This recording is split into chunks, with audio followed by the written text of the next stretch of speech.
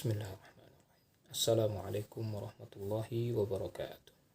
Alhamdulillah wassalatu wassalamu ala Rasulillah wa ala alihi wa ala ashabihi wa man wala. Amma ba'd. Kaum muslimin, Bapak dan Ibu, saudara sekalian rahimakumullah. Alhamdulillah jumpa kembali kita di momen yang membahagiakan ini, di saat-saat datangnya waktu berbuka, momen yang sangat membahagiakan bagi orang-orang yang berpuasa, dan itu tidak akan Allah berikan kepada mereka yang tidak berpuasa. Kebahagiaan yang mahal tidak bisa dinilai dengan apa-apa yang ada di bumi ini. Nah, sembari menunggu waktu yang membahagiakan itu, mari kita kembali membahas beberapa ilmu yang berkaitan dengan harta. Pada kesempatan sebelumnya kita sudah menyinggung tentang betapa pentingnya harta yang barokah, entah untuk ibadah kita atau untuk kebahagiaan hidup duniawi kita dan terutama hidup nanti di akhirat. Oleh karena itu kita perlu mengetahui harta yang tidak barokah itu seperti apa. Pada waktu lalu kami sudah menyebutkan salah satunya adalah harta yang diperoleh dengan cara riba. Dan kita sudah tahu betapa besarnya dosa riba itu masuk kategori salah satu dosa besar. Kemudian dalam ayat pun jelas ada larangannya, di dalam hadis Nabi pun ada, dan ini sesuatu praktek muamalah yang disepakati oleh seluruh ulama akan keharamannya.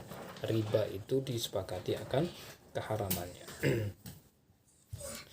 Secara arti riba adalah artinya adalah berlebih. Secara arti riba artinya adalah berlebih. Sesuatu yang berlebih secara makna syariat atau istilah syariat, riba adalah suatu kelebihan karena pertukaran emas, perak atau bahan makanan. Jadi dalam proses menukar atau membarter antara emas dengan emas atau perak dengan perak atau bahan makanan yang sama jenisnya dan ada kelebihannya, maka kelebihannya itu adalah riba. Kelebihannya adalah riba. Ini yang dimaksud oleh kata riba atau istilah riba. Artinya riba itu tidak mengenai semua jenis barang, hanya pada komoditi tertentu saja. Sebelumnya mari kita lihat dulu firman Allah Ta'ala di dalam Al-Quran.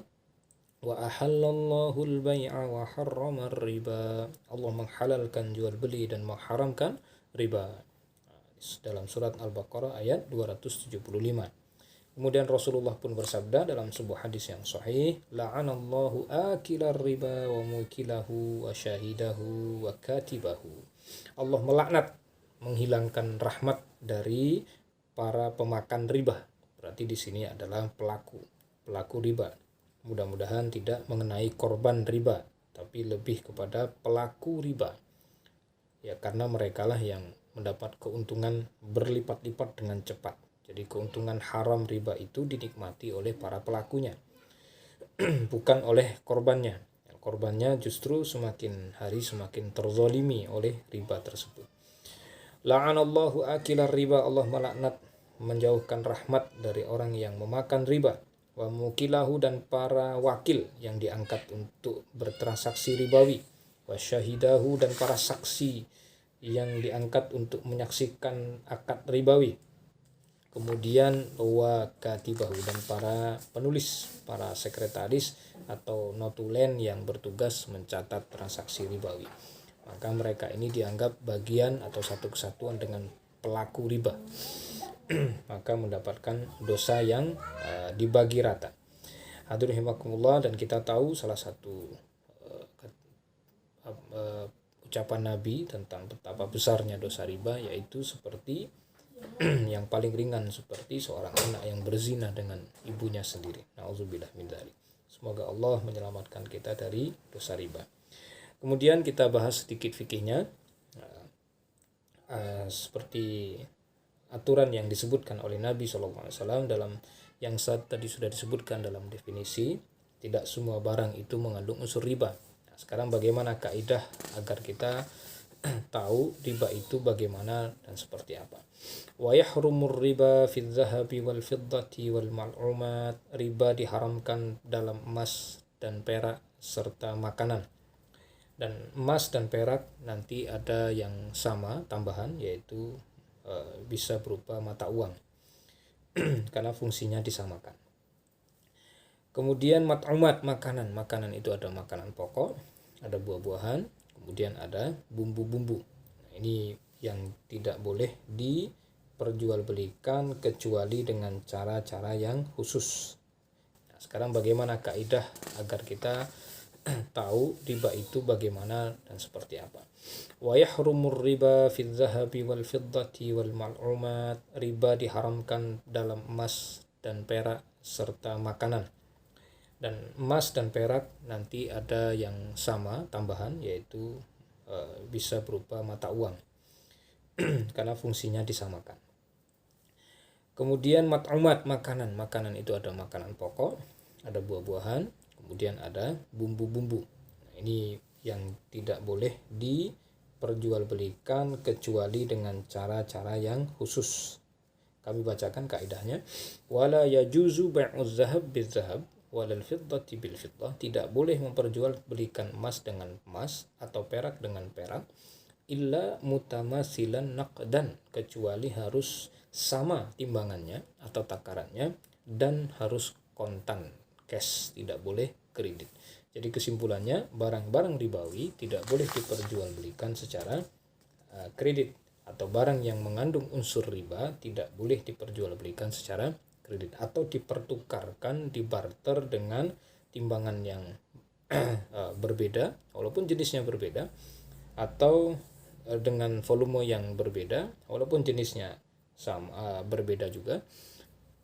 Artinya barang-barang yang mengandung unsur ribawi harus dipertukarkan dengan berat yang sama atau takaran yang sama walaupun jenisnya berbeda. Beras walaupun jenisnya berbeda, kalau ingin dipertukarkan maka harus dengan timbangan yang sama. Kalau tidak nanti menjadi riba. Nah, hadirin rahimakumullah, artinya barang-barang lain selain yang kami sebutkan tadi tidak mengandung riba jika diperjualbelikan secara kredit. Seperti misalnya rumah, kendaraan, atau tanah, atau pakaian, atau perabotan rumah tangga, karena bukan termasuk barang ribawi. Karena bukan barang ribawi, jadi bisa dipertukarkan dengan cara kredit atau tidak kontan. Demikian dulu hadirin rahimakumullah, semoga yang sedikit ini bermanfaat. Kami menyadari waktu kita sangat terbatas. Mudah-mudahan pemirsa sekalian nanti bisa melanjutkan pelajaran ini, baik merujuk kepada kitab-kitab fikih atau bertanya kepada para guru, para ustadz, para kiai, para ulama. Secara garis besar kami sudah menyampaikan demikian, dan sebagai penutup, Allah menyediakan ganti dari riba. Ketika Allah melarang sesuatu, pasti ada ganti yang Allah siapkan yang lebih bagus, lebih baik. Apa itu? Sedekah, perabotan rumah tangga, karena bukan termasuk barang ribawi.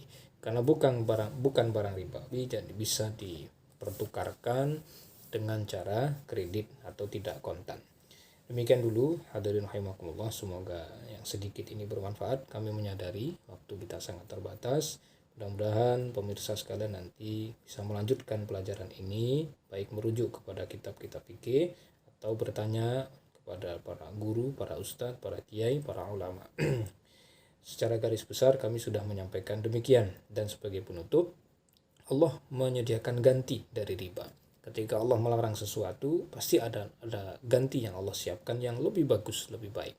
Apa itu? Sedekah. Yamhaqullahu riba wa yurbis sadaqat. Allah memusnahkan riba dan mengembangkan, melebihkan sedekah. Jadi jika kita ingin dapat untung berlipat-lipat dengan cara yang halal sesuai syariat, dengan waktu yang singkat, maka tempuhlah jalan sedekah. Jangan tempuh jalan riba. Demikian, alhamdulillah, salatu wassalamu ala rasulillah. Selamat berbuka. Wassalamualaikum warahmatullahi wabarakatuh.